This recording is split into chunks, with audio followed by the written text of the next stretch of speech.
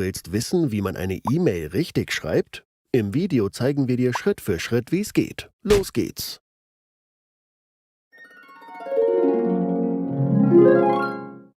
Stell dir vor, du kriegst so eine Mail.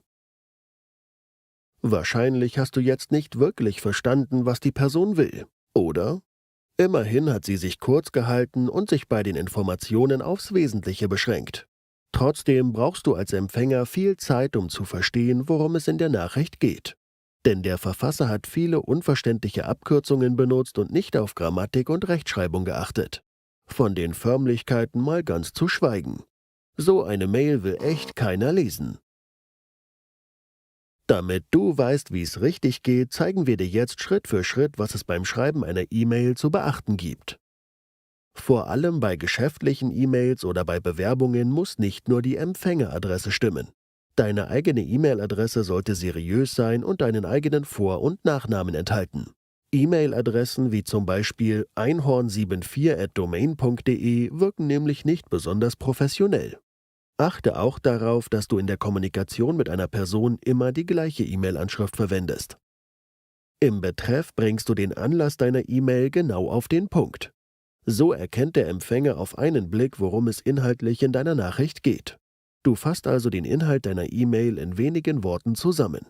Ein guter Betreff ist zum Beispiel Bewerbung als Werkstudent im Bereich Social Media oder Terminabsprache Projektmeeting. Ähnlich wie bei Briefen wird auch bei der E-Mail zwischen einer formellen und einer informellen Anrede unterschieden.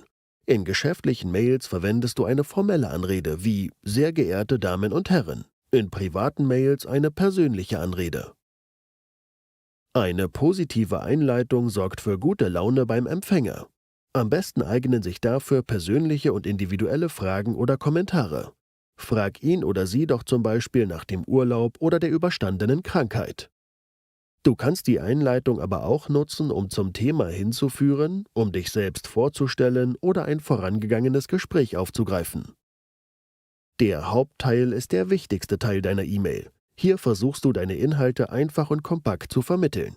Kurze Sätze sind dabei einfacher zu lesen als lange Verschachtelungen.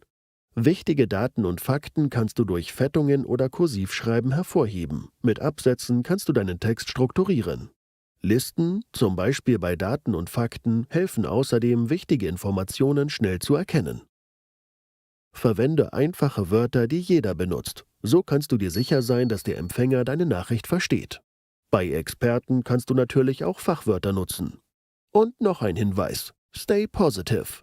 Vor allem, wenn du Kritik übst oder dir etwas von deinem Empfänger wünschst.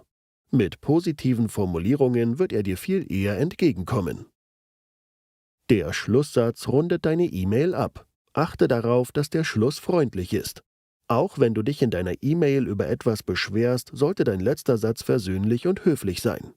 Du kannst deinen Schlusssatz auch verwenden, um eine Handlungsaufforderung unterzubringen. Du könntest zum Beispiel sowas schreiben wie: Ich freue mich, schon bald wieder von Ihnen zu hören. Oder du wünschst deinem Empfänger einfach ein schönes Wochenende.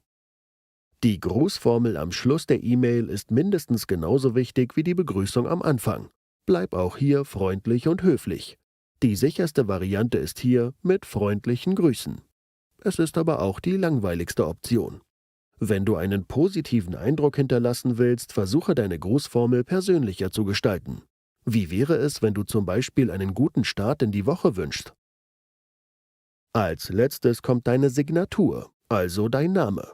In einem Geschäftsbrief solltest du hier noch den Namen des Unternehmens, die Kontaktdaten des Unternehmens, deine Position im Unternehmen sowie die Website- oder Social-Media-Kanäle der Firma nennen. Super, du weißt jetzt, wie du eine gute E-Mail schreibst. Der Empfänger deiner Nachricht ist unbekannt? Dann kannst du die Anrede »Sehr geehrte Damen und Herren« verwenden. Was es dabei zu beachten gibt, zeigen wir dir im nächsten Video. Bis gleich.